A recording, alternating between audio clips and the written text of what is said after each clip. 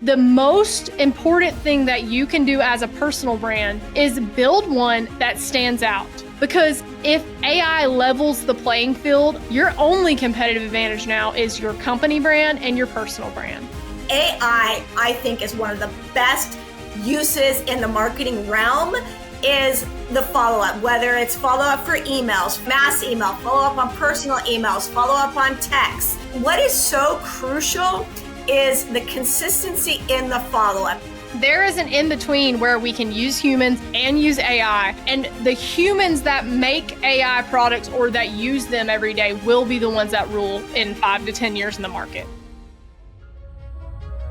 Welcome to the Grit Blueprint Podcast, the show for bold builders, brand leaders, and legacy makers in the construction and building industry. I'm your host, Stefanie Couch, and I've been in this industry my entire life. Whether we're breaking down what's working in sales and marketing, new advances in AI and automation, or interviewing top industry leaders, you're going to get real-world strategies to grow your business, build your brand, and lead your team.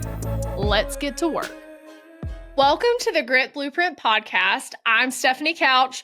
I'm the founder of Grit Blueprint. I'm an AI strategist and a marketing leader in the building industry.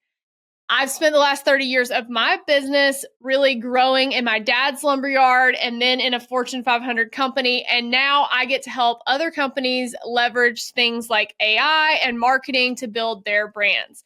And today I'm super excited because I'm talking to one of my favorites, Syndi Sim, and we're going to intro you in just a few minutes. Syndi, thank you for joining me on this show. This show is exciting to me because it's one of my favorite topics, sales, which I've loved my whole life, and I know you have too. So this is going to be a really good one. Thank you so much, Stefanie. It's an absolute pleasure to be here with you today. I'm really excited. Me too. If you work in the building materials industry, the glass industry, or the construction world, this podcast is really for you. We're going to be talking about real strategies that you can implement today to sell more, to grow your business and your career, and stand out in an industry that often is pretty hard to stand out in. So we're going to get started with some no fluff advice that really works. And as I said, today we're talking about sales and business development, specifically in the glass and building industry, which, if you don't know, is a field that is over 1.5 trillion in the US alone. It is a big space. There is a lot of money, a lot of people play in this space, and it's also a very old school industry, as we know. And a lot of times deals come down to a lot more than just price. It's about trust, it's about relationships, and you've got to be really smart to handle things like objections and really stay top of mind. And that is why today I invited my guest, Syndi Sim, who is an amazing sales leader. She is the director of sales and business development at Q Railing, which is a company known for their top quality railing systems. We actually have met at multiple events through the NGA, and you are a board member there. And you are not only selling products and really building the future, but you're helping shape the future of the industry through the NGA and a lot of your work that you're doing. And as if that wasn't enough, Syndi is also a confidence coach for women, and she helps other professionals grow in their lives and their careers. So welcome to the show. You know how to build sales strategies, and I'm excited to talk to you about all of these topics today. Thank you so much. Wow. Thank you, Stefanie. I'm thrilled to be here, and I echo your sentiment. I've had such, the opportunity. I'm grateful to have met you through the industry events, and it is bringing women together, showing the industry what we can accomplish, how we go about it, and really just setting the path for the future. So again, thank you for having me. Absolutely. In this industry, we talk a lot about relationship building, and there's a lot of books, there's a lot of podcasts. Everyone talks about relationship building in sales, and it is important. I personally like the solutions selling base where you're actually helping customers and decision makers and businesses really trust you through the solutions you're selling. I really want to know, what are some of the most effective strategies that you have found throughout your career for really building and establishing trust in these real trustworthy sectors where people, they get a vendor, they stick with a vendor until you mess up. How do you break into these relationships with people? And you're a hallmark relationship builder, so I can't wait to hear what you have to say here. Well, thank you again. I think, honestly, one of the most important really the key is doing what you say you're going to do. It's as simple as that. I know that sounds cliche, but let me expand. If you do what you say you're going to do by virtue of being consistent in your follow-up, being genuine to who you are, showing that you're trustworthy, it does come around to a solid foundation of a successful partnership and relationship. And when you do what you say you're going to do, it is far more than most people do. Okay. So I know that sounds like, wow, it's as simple as that, but it is. And you'll hear me talk more probably throughout the podcast about the importance of consistency. Mm-hmm. But consistency in life, and especially consistency in business, there is nothing more important. And when you show up for your customers, your clients, your suppliers, your colleagues, when you show up consistently with a positive attitude, genuine to you, who you are, the relationships will come, and then the sales will come. If you don't start out with a foundation of trust and doing what you say you're going to do, the sales will not come. It's as simple as that. Be consistent in what you say you're going to do and follow up. And you'll see the proof is in the pudding. Yeah, I couldn't love that more because my word of the year is consistency. And I'm a pretty consistent person. I always try to do what I say I'm going to do, but as an entrepreneur and a person who's doing a lot of different things and going a lot of different places, we're all busy. Things, really do sometimes just slip through the cracks. And it's about figuring out, what can I say yes to that I really need to say yes to for myself, for my clients, for the people that I care about building relationships and business with? And how do I make sure that I say no to things that I don't need to be saying yes to because they distract from my mission of that focus point, right? So it's like focus plus consistency is the hallmark of everything being successful throughout your life, personal or professionally. And I think most people are really, really bad at consistency. New Year's resolutions are usually done by January 17th. And so it's, how do you pick a small amount of things that you're going to, like you said, actually show up and do? So I love that. I think it is so important. And one thing that I'll say is I like to be thinking about my client's business when they're not knowing that I'm thinking about it. How can I solve something for them or be thinking about a thing I see, a product, even if it doesn't have something to do with what I sell, like there might be a solution that has literally nothing to do with me. One example is like an ERP software. I don't sell ERPs. I don't want to sell ERPs, but I know a lot about them because I've been in the game for so long and dealt with a lot of different ones. And if I know there's somebody that I can say, hey, you might want to go check this software out and let me help do an intro for you, it's thinking about solutions for them that will help make their business better or for their clients to have a better experience when they don't pay you to do it. That's how you really build trust. And you're not just doing it to build trust. You're doing it because you want to help them make their business better. It's a symbiotic relationship. 100%. I think one of the things that you just hit upon is that a lot of people reach out to me to say, hey, people in the industry, I'm looking to hire a salesperson or I'm looking to hire an ops manager. So I 100% agree that this is the finest sense of being a networker and using your resources and building these foundations in the industry. And then I have people coming to me and saying, gosh, I'm looking for work. And if I know them and if I'm willing to risk my reputation to send their resume, it speaks volumes. So I'm always willing to help out somebody else in the industry. Most recently, I had a phenomenal company and a phenomenal person reach out to me to say, I'm selling equipment. And can you help me just put the word out in the industry? Yes. And what a wonderful thing for me to be that liaison. And it has taken a long time. None of this happens overnight, 11 years in the industry, but it is about building those relationships and helping one another, and what can we do to help one another in this industry? We're all in it to win, but also helping each other along the way. So you said it well.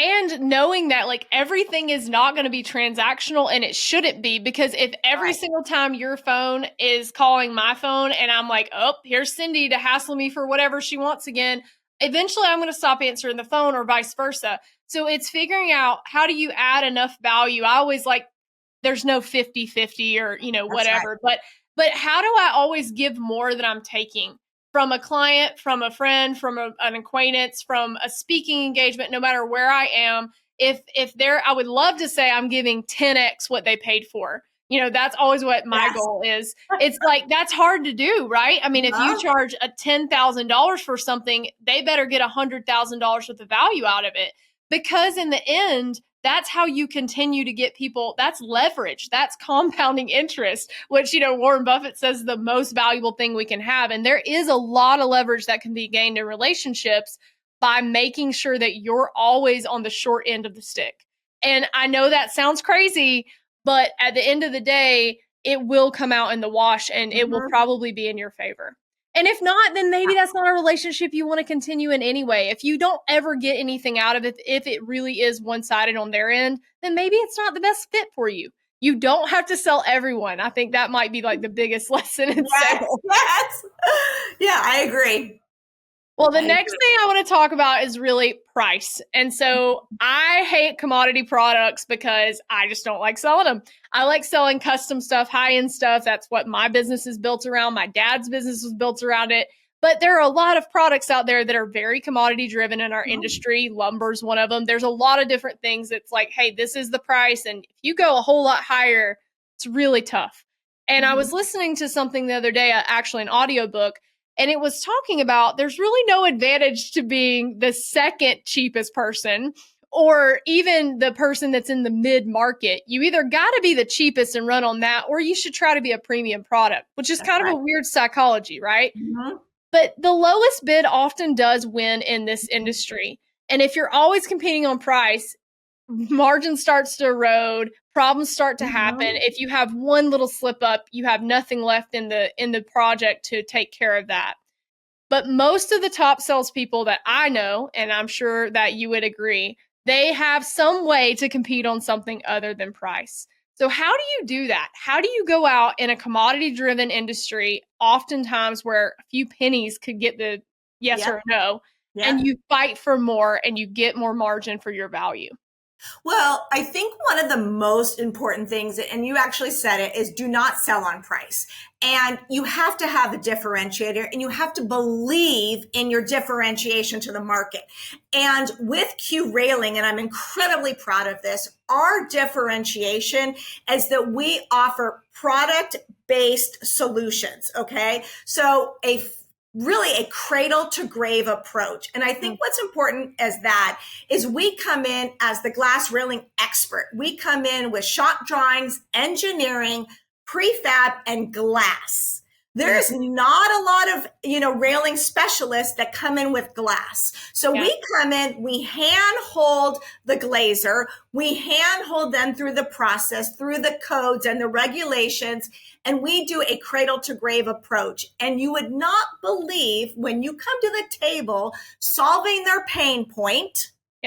You give them the entire project solution all in one package. It's a done deal, because, and I don't want to simplify it as much as we're not selling on price. We're selling on value.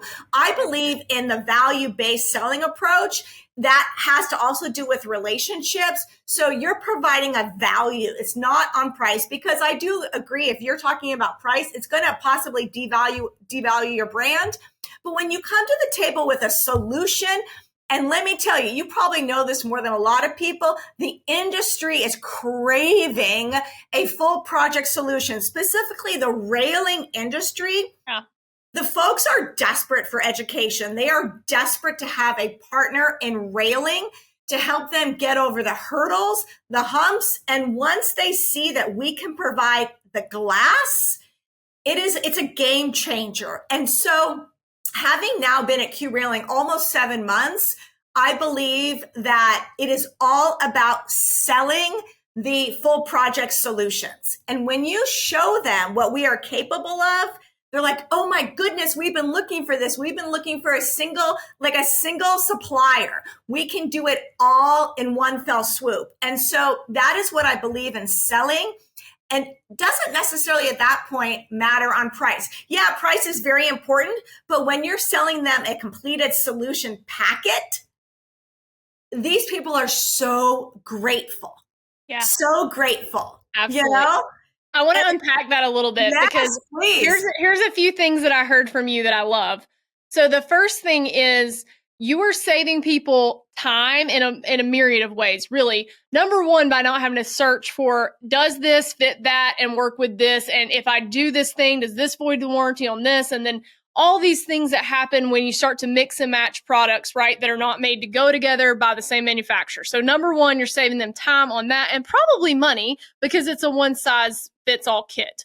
100%. And then secondarily, if you have ever had the pain of ordering something and it's wrong because this thing was supposed to be compatible with this other thing and then it didn't work, yeah, that's not fun. And I sold windows and doors and millwork for a long time. I still have a ton of clients in that space. And, you know, if you order the wrong thing and it delays a job by a week, 3 weeks, 5 weeks, it doesn't matter the cost. The time is what kills you. I mean, and your time is money. So yes, there's so much savings there.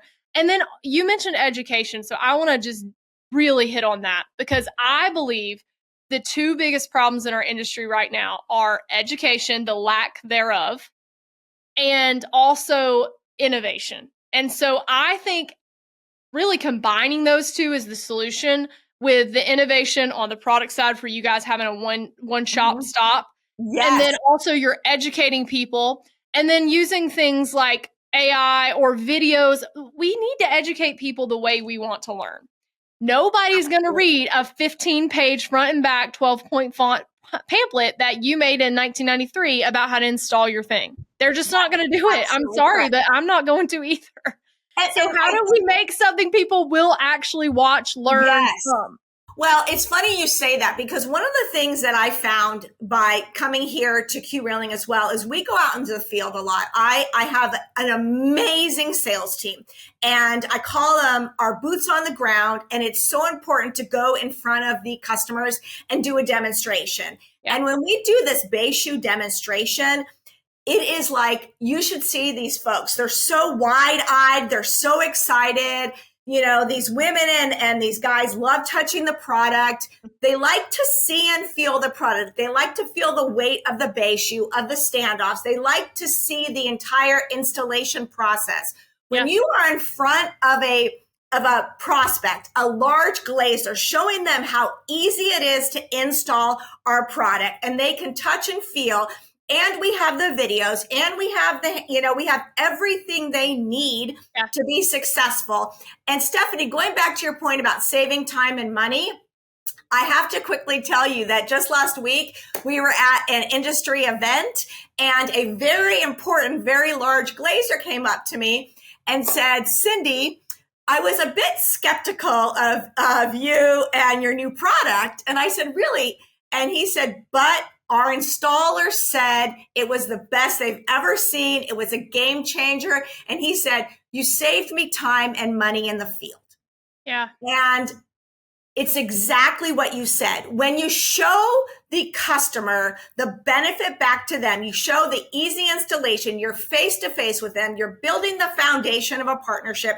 You're building the foundation of trust. You're showing them that we can work together to be successful, all the while educating them on railing, because as you mentioned, the industry is desperate for education.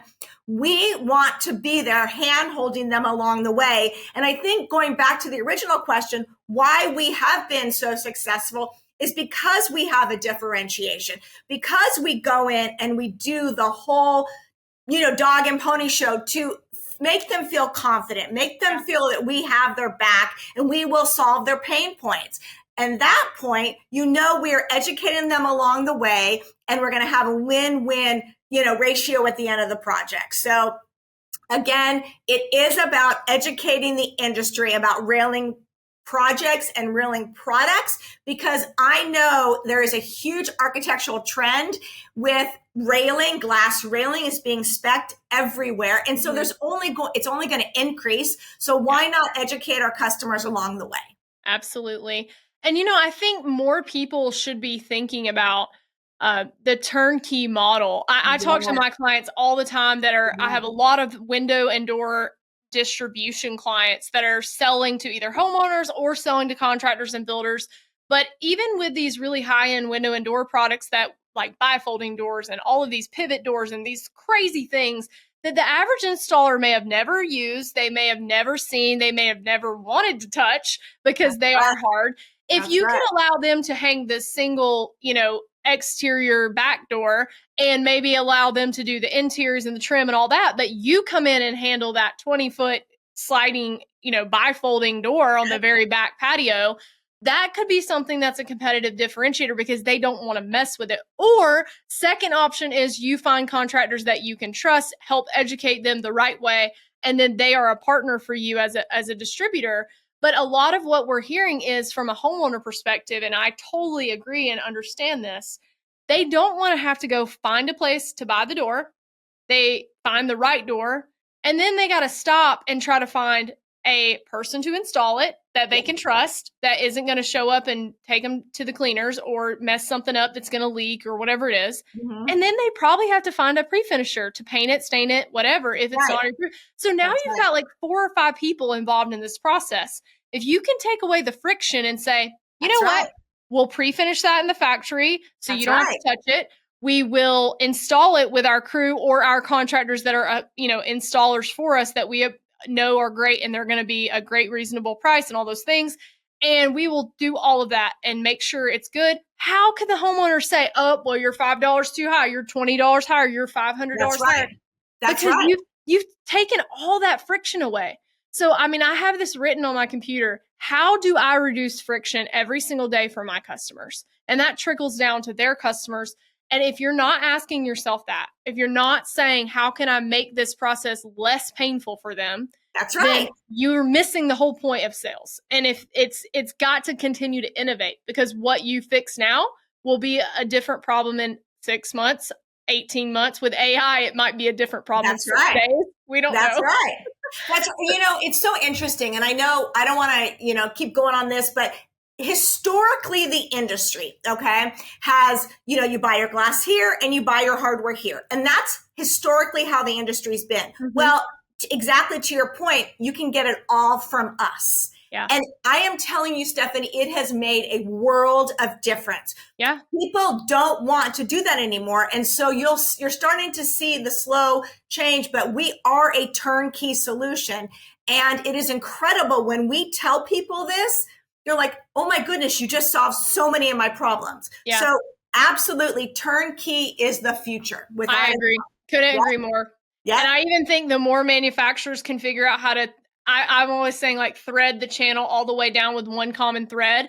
You may not be the one doing the installation, but you have partners and all these things, that loyalty programs and that are sticky. It makes people want to keep coming back, and the products are great and the service is great, and you're handling it all. Why would they go look anywhere else? If I have a favorite thing, a favorite brand, and we are so brand loyal as humans, we don't like change really. And so if we are so brand loyal, then if you can get a solution that's awesome and your customer service and all that experience is powerful, good luck getting them to leave. Like, you are going to have a sticky product and a sticky solution. And that is the best thing in sales. I love that. Yep. Well, I'm going to pivot a little bit from that hands-on customer service-based thing that is still so important in our industry to artificial intelligence. So AI is one of my favorite topics. I've spoken at Glass Build about it, I've spoken at BEC, done a lot of things in the industry and other places about AI, because everybody is kind of scared of it and also intrigued and curious by it, right? It's kind of the animal that's in the cage that you don't know if you should let out and cuddle with or keep in the cage because it might eat you, right? And I'm still not 100% sure if the answer is one or the other. But what I do know is it's here. Mhm. And the companies that are embracing it, the people that are embracing it, are going to have a strong competitive edge in the next year to 5 years. Yep. Before the other people decide to start playing with it, they're going to be already in the weeds with it, experts, making their customer experience and their quality better with these tools. It can do so much. And I Mhm. spend a lot of my time in my business helping people automate sales, follow-ups, things Yes. truthfully that our Yes. industry, but almost all other salespeople, they're not doing. So Mhm. I like to hear this because it kind of makes me chuckle a little bit. They're like, well, but this is going to take people's jobs. I'm like, however, every single time that I tell you I can get you so many more leads, you're like, well, who's going to handle those leads? Because your salespeople aren't going to do it. So you Yeah, know that. I know it. They know it. And that's okay. Let them go do the thing that only they can do, that only a human that's can right. do. Shaking hands, talking to the people, doing all those things like you talked about in person. Those are so important to our business and will continue to be. Let the humans do that. Let the AI send that automated email or text sequence saying, That's right. hey, how was this product? Can you give me a review? Or, haven't heard from you in a few weeks. What's going on? And I love what's coming with AI. I'm also scared by it a little bit. But I'm in it. Like I'm Yeah. gonna be the one that is on the forefront. And I mean, I don't know where you stand on it. So what role do you see AI playing in the future of specifically sales and biz dev in our industry? Because obviously that's both of our real expertise. Absolutely. So I'm a huge fan of it. And I think, one of the most important aspects that, we've talked about, throughout this podcast so far is the follow up. And our sales team, their number one job is to be out in the field, seeing customers. And I ask them of that, 3 to 4 days a week, be in front of in front of the customers. That is your job. Mhm. Therefore, AI, what it can do while they are out in the field is the follow up, is the marketing emails, is the, can I do anything for you? Because Yeah. I always look at marketing, and I think is one of the best uses in the marketing realm is the follow up, whether it's follow up for emails, follow up on personal, like a mass email, follow up on Yeah. personal emails, follow up on texts. What is so crucial is the consistency in the follow up. And what happens is you go to a face-to-face meeting and you're busy out there, you're busy chasing business, you're busy doing a million things, that you don't have the time to follow up. And when you Yeah. can use AI in the marketing aspect to follow up on all of your prospects and your current customers, there is nothing better. And this is where I say, let AI do the work for you while you are in the field. Yeah. Generally, as you said, salespeople are individuals. They can't do it all. Okay. Sure. So when you set up an AI platform to go out there and do the follow up, and also making sure the current customers are satisfied, there's nothing better. And you and I both know keeping current customers happy is the most important thing, while also at the same time getting new business. Yeah. How do you manage that? So that's where AI can come in. And so I think AI has a huge benefit to the industry if people are willing to look at all that it could do, especially to me in the sales and marketing realm, specifically under the follow-up category. Yeah. Because if you don't follow up, like I was talking about this event we went to last week, we had so many great contacts, so many great business cards, but it's all for naught if we don't follow up. Yeah. Yeah. You know? Absolutely. And I can't say it enough times to the sales team, follow up, follow up, follow up, and the consistency. And that's where AI, I think, can absolutely be used to such a benefit for our industry. Also in the training, I see it being huge, and Mhm. that's we're going all in on that part of Yeah. it. I mean, really helping people with the AI stuff from the marketing sales perspective, but Mhm. also that training of, you get I tell this story a lot. 20-year-old Stephanie wasn't in the lumber business her whole life, and she somehow decides to apply for a job selling doors. And she doesn't know anything about sales or Yeah. doors. And she certainly doesn't know how to handle the industry with all these technical jargons. someone calls it this, someone else calls it that.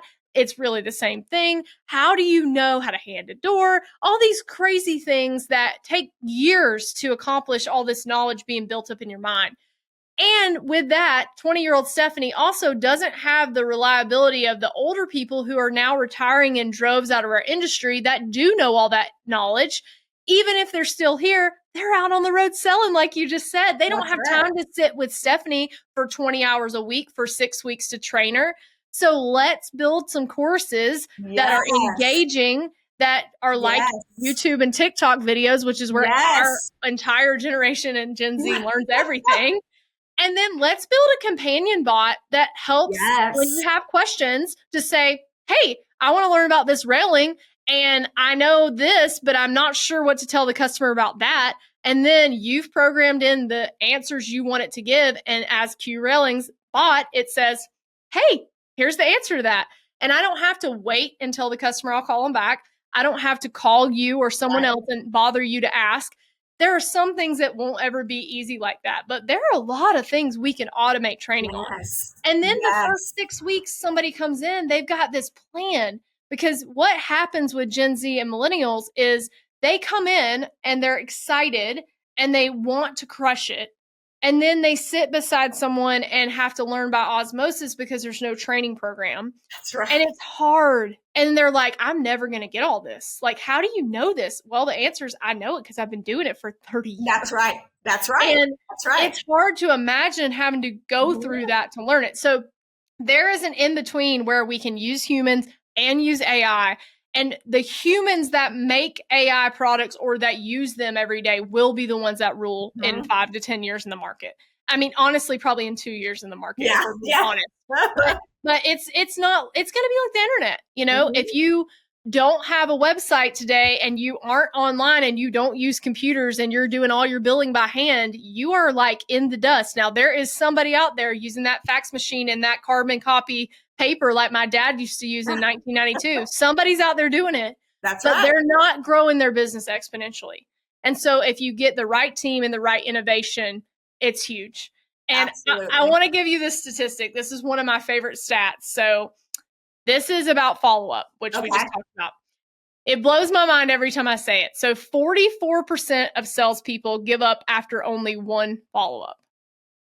So they meet someone at a conference, they get the business card. I mean, honestly, I think it might be more than that don't even do anything with the business card. I've been guilty. I mean, you get 1,000 people's names off a list somewhere and it's hard to follow up if you don't have a personal process. Less than 8% of salespeople follow up 6 times or more. So 92% don't do that at all. But studies show that 80% of sales require at least 6 times to get the sale. So 8% are in it when the actual close is most likely to happen. The rest have all gone to lunch or whatever they're doing on with their next thing in the day. That is insane to me. And also what I hear when I hear that is, if I can just keep going and figure out a process to do this, I will win by default. I don't even have to be that damn exceptional. I can just keep going. And I think that might be the secret to life, truly. Is just keep trying when everybody else quits. But it is a delicate balance when you follow up. Are you too aggressive? Do you call too much? Do you not call enough? What follow-up strategies would you give maybe a young 20-year-old Stefanie salesperson of being persistent without being overbearing? And how do you make sure you are doing those follow-ups, those engagements afterwards? So I have heard that stat before and I 100% agree with it. And so what I like to teach or talk about, I call it like the 7 touches of sales and marketing. And so 7 touches of sales and marketing can be anything from a face-to-face meeting, an email, a phone call, a LinkedIn post about them, a walk-in with Starbucks coffee, and it is those types of touches that is, again, going back to setting the foundation of trust and doing what you say you're going to do, because you are correct. So many people don't do the follow-up, or they do 1 and 2 time follow-up, but that's not going to close a deal. If you're really lucky, maybe, but I believe the long-term relationships come out of how much you put into it. So especially big deals. Like we're not talking about, a Happy Meal here. Some of these contracts are millions of dollars. And also, 100%. I'm glad people don't switch those over so easily, because once I get them, I'd like to keep them. And so if I know most people aren't going to go in 8 to 10 times to try to steal that business, I'm not quite as worried about it if I know I'm still doing what I'm supposed to be doing. That's right. And like I said in the previous question is, you have to keep your current customers happy. Mm-hmm. So a current customer, in my mind, is the same thing. You bring them Starbucks every once in a while. You take them to lunch every once in a while. You bring stuff to their team. You let them know how appreciative you are. You also, help them any way you can. It is no different with a prospect, but you have to touch them in different ways. I always say 5 to 7 times. And that is showing them what you are capable of. And you are not going to give up until you have the sale. I know how hard it is to close some deals. Okay. I know that it could take years. Some of these big deals take years. Yeah. That means you are following up once a month and doing something different. And as salespeople, we always want something new. We always need a reason to walk in the front door. Yeah. So whether you have a new product or something new, like, it's a certain time of the season, like I'll take in different type of Starbucks or different kind of cookies, depending on the season, just to have a reason to walk in the door. But it is consistency. It is not giving up. It is showing what you are capable of.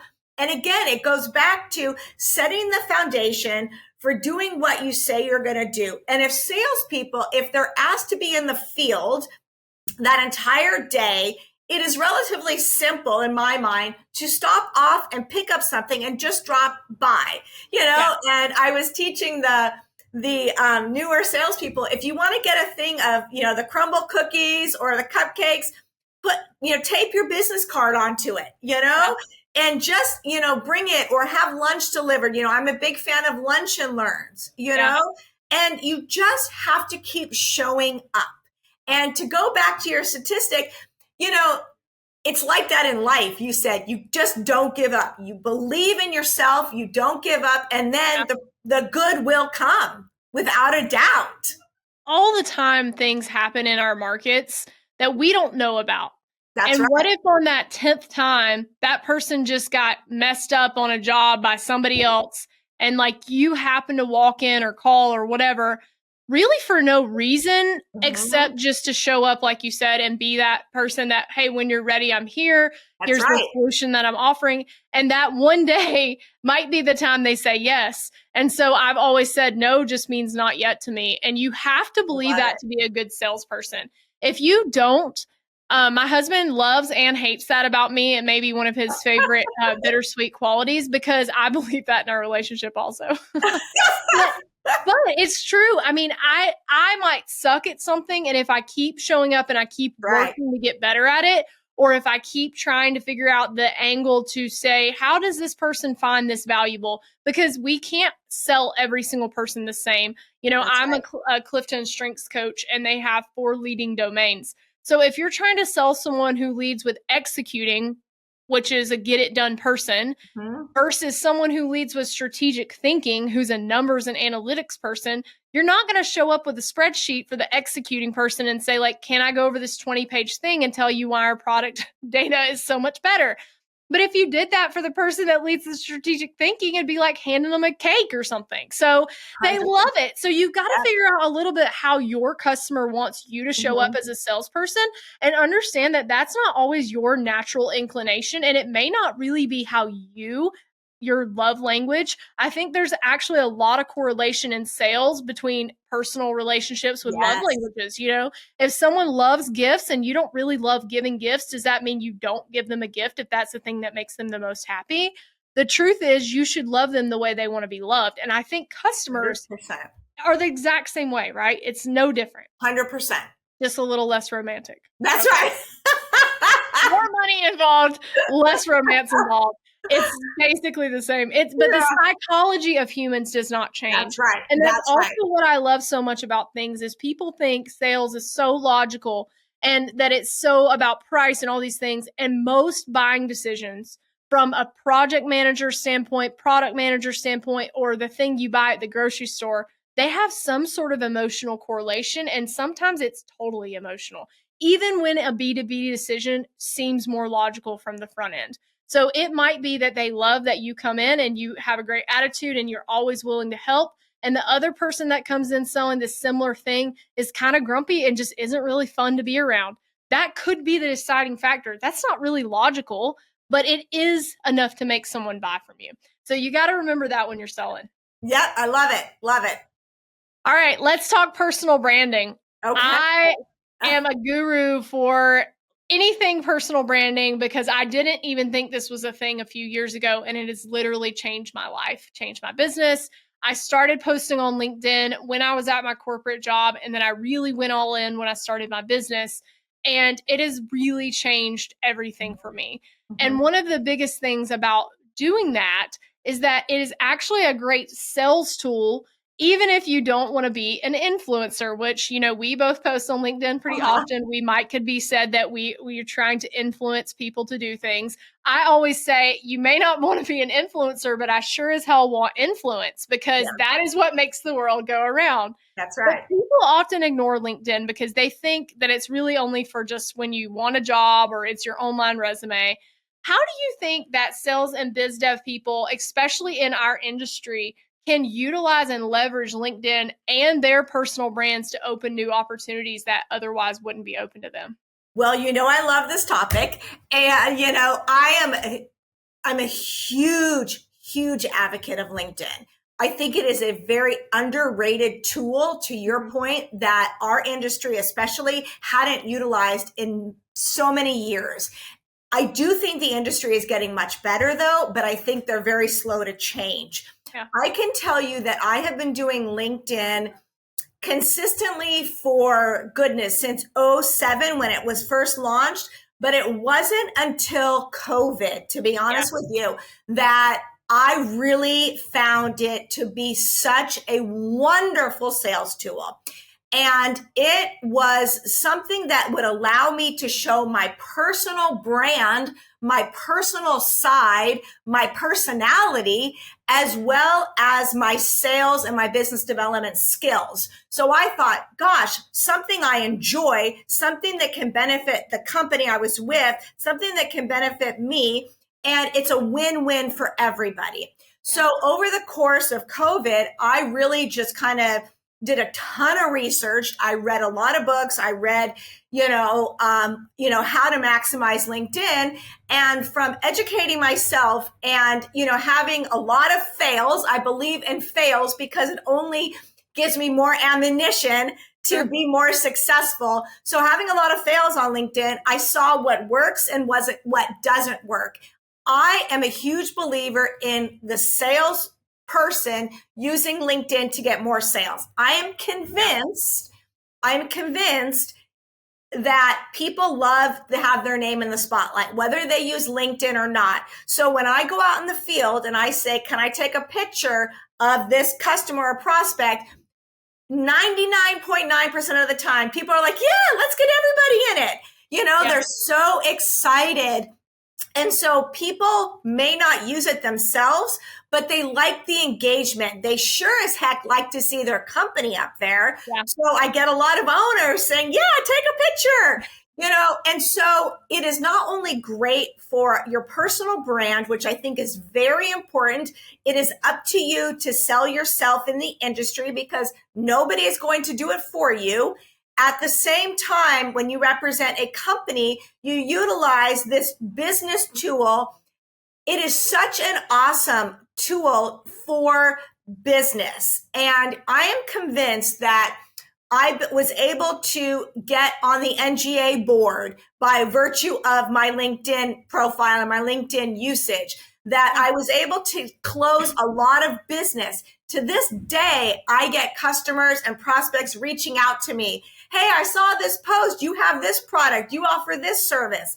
Yeah. It happens all the time. If I can just convince people to take a little time out of their day Yeah. to post or even have somebody else do it for you, it will make a difference. I mean, look, Absolutely. Stefanie, you and I are here. We're proof of it. Yeah. We are proof that you use this tool and good will come. And you use it consistently. Yeah. You know, and you need to be authentic. And I think that's really important. I also use the 80-20 rule, and I tell this to my team all the time. 80% business, 20% personal. Yeah. And I encourage all of our sales team to go out into the field, to post pictures, to post product information, because the more the merrier, the more opportunity for Q railing North America, the more viral opportunities. But the 80-20 rule, and I will tell you, when you post personal information, it does resonate with people. It really does. And a lot of people say, I don't use this for personal, but when you post that, people know that you're human. Yeah. And there's something beautiful about that human connection. And we are all human after all. We all want the same thing. We all are going through the same struggles. Mm-hmm. We all have ups and downs in life, and we're all out there trying to do well for ourselves and our family. And when you can come across as a thoughtful, genuine person on LinkedIn, it only enhances your opportunities, not only for yourself, but for your business. So why not use LinkedIn for your, just to better your company and yourself? Yes. And it's also a wide open platform still for growth. Like Instagram is so hard to grow on. That's right. You almost have to pay to play now on Facebook and Mm-hmm. Instagram to really get much traction. The organic reach on Instagram is like 4% right now. And it's trending down all the time. But with LinkedIn, a few things that I love about it, there's over 1 billion people on LinkedIn, but only around 5% post. Like Whoa. that's Wow. within a year, like 5% post one time. So the people that are posting like us every few days, every day, it's very rare. So you already are standing out in, a really small category. That's blue ocean. And then the second thing that I love is that people are on LinkedIn in a business mindset. They're not looking at TikTok videos. They're not looking at, whatever clothing they want to buy, whatever it is on Instagram they're watching. They're on there thinking about business. And one thing that I like to tell people the most is you are probably going to feel a little bit uncomfortable the first few posts, and it's probably going to suck, honestly. You're going to be terrible. The copywriting is going to be horrible. You're not going to know what picture to post. You're not going to know what to say. Keep showing up because no one's seeing that anyway. If you have no followers, no connections, if you're not showing it to very many people, you're just testing for free. And so start trying something and keep consistency, like you said, is the key. Because if you posted one time every day for a month and then never posted again, you've done nothing. You got to show up. So if you can only show up twice a week for a year and you can commit that I'm going to post 2 times a week per year, you can schedule those out in advance. So maybe you write 8 posts on the first part of the month and you schedule them out. If you can do that for a year, it will change your business. The second thing I'll say about that part of it is that I see people all the time out and about, sometimes on planes, sometimes at shows. I have no idea who these people are. Like, I really never seen these people before. Because, you have the little LinkedIn face on the picture. You know their name. I'll look at their name tag. I've never remembered, and I have a pretty good memory. Like, if I'd seen that person liking my post or commenting, I would probably know that, right? And they'll come up to me and say, I've been following you for years now. I love your content. I really liked that post, last week or last month or whatever. And you're like, this person is a silent lurker. They do not like things. They do not post. They don't comment, but they see it and they remember it. And it's gaining and garnering attention, which is valuable. It is the most valuable currency that we have in our world today. It used to be oil. It used to be other things like technology. Right now, it is attention. And most of that is through social media or things like networking events where you're speaking and things like that. So if you are undervaluing that attention, which I think is LinkedIn, you're losing. And with AI coming to the forefront, the most important thing that you can do as a personal brand is build one that stands out. Because if AI levels the playing field on things that you used to be competitively advantaged with, your only competitive advantage now is your company brand and your personal brand. That's And right. most companies and personal people spend very little time thinking about that. Yet it is the most important value asset of any company. 100%. I couldn't agree more, without a doubt. Well, I'm going to keep posting, and so are you. And if you want to see us every day, just show up on LinkedIn and we'll probably be there. Or at one of the NGA events, we'll That's probably be right. there too. All right, last question for you. And that is, what are some of the emerging trends, strategies, mindsets that you have that you believe have the best effect on your sales career that you would give advice to someone out there, even if they're not in sales, to really impact their field and their performance? Well, one of the things I really believe is first and foremost, you have to have belief in yourself. When you have a true belief in yourself and your skills and what you bring to the table and your worth, you're already ahead of the game. Mm-hmm. And when you show up confident in what you bring to the table, it goes back to almost your statistic and your LinkedIn quote. You're already ahead of the game. Yeah. So to me, it's very simple, although most people don't do it. Okay. Belief in yourself, consistently be learning in life, consistently be working on yourself via whether it's podcasts or books or exercise or diet. You have to be evolving. You have to be learning. If you are taking an opportunity to read business books, attend industry events, attend conferences maybe outside of your comfort zone to learn and to garner more information, you're going to be ahead of the curve. Yeah. It is up to you as an individual to take this life by the, bull by the horns. Because if you don't do it, again, nobody else is going to do it for you. So when you believe in yourself and you make a concerted effort to be consistently evolving, to growing and wanting to learn and open to change, good will come. I know in this industry in particular, I was very fortunate. I had a lot of great mentors from the beginning. I've now been in the industry, almost 11 years. So during that time, people have been so kind to me, so open with their time, with their education, with their mentorship, that I feel like now it's my duty and my obligation to pass that on. And when you have that sense of confidence, sense of self, sense of belief in yourself, you pass that on to the next generation. And you will see that that will be a win, not only for you, but for the generations to come and the industry. When you help somebody else in the industry, then you will then be elevating and evolving yourself. So again, I think ultimately the most important is believing in yourself, believing, that what you bring to the table and knowing your worth, and you will be set. Absolutely love that. And you hit the nail on the head with the fact that it starts with you and you're your own best advocate. If you're waiting for someone else to come save you or help you or do the thing, you may be disappointed. And That's even right. if they do come help you, what happens when you take charge of your destiny is that you're going after things you want with a lot of vigor and you just can't be stopped. And I think the biggest thing I would tell people, and I've learned this a lot in the last 2.5 years as I've set out on my own to start a business with my husband, we went all in. I got let go from a job. He had already quit his job to start our businesses on the side. And we were like, you know what? We're just going to do this, because if we fail, we can always go back to the thing that we were doing before, which is, a job that we weren't happy in. But if we want to do this, now's the time. And I think failure being an option, people are like, oh, failure's not an option. Failure is definitely an option. Yes. It is an option that will come to you and hit you in the face often if you're really doing hard things. what can't be an option is quitting.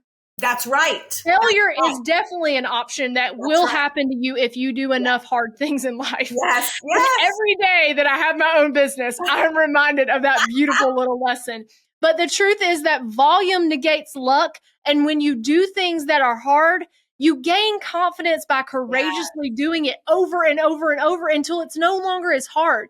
It doesn't get easier. It's just you get better. And so the thing that was like impossible 2.5 years ago for me when I started my business, I was like, I don't know how we're ever going to do this. Now it's like I'm doing that by 8:02 in the morning, and I don't even think about it. It's a subconscious effort. But the thing that is impossible to me today in 5 years will be a laughing point because I will continue to push. And so that's the thing. If you keep pushing yourself to get better, we are built as humans to do that, to go after things. And I think when we get complacent, that's when we die, whether it's physically. I mean, I actually think there's a lot of science around that, but even mentally, if you're just like, I'm good, like, what? What do you mean you're good? We're made to work. We're made to challenge ourselves. And I think if you don't have that mentality, you can't be elite in whatever it is you're doing, whether that's singing opera or selling railing or collecting golden 100%. Retrievers. You got to be able to do whatever it is to the best of your ability by challenging yourself. Yep. I love it. I love it. 100%. Well, this has been an incredible conversation. I'm not surprised because I love you dearly. You're an amazing, bright light. I don't know how else to explain that. That's just who you are. And it was very obvious the first time I met you. And your insights on sales really are helpful for a lot of people I know. And you are really making a difference in the glass industry. So thank you for all that you do. And if you want to connect with Syndi, like we already said, she is on LinkedIn. She also has a website, syndisim.com. And you can see all of that in the link in the podcast bio here. And for everyone listening, if you got value from this episode, I hope that you'll do me a favor and share it with someone else in the industry. Maybe share it on your LinkedIn. And if you haven't already done so, subscribe and like our podcast so that you can get every week's insights and expert opinions. This is the Grit Blueprint Podcast, and I will talk to you in the next episode. Thank you very much, Stefanie. I really appreciated your time. That's it for this episode of the Grit Blueprint Podcast. For more tools, training, and industry content, make sure to subscribe here and follow me on LinkedIn and other social media platforms. To find out more about how Grit Blueprint can help you grow your business, check us out at our website, gritblueprint.com.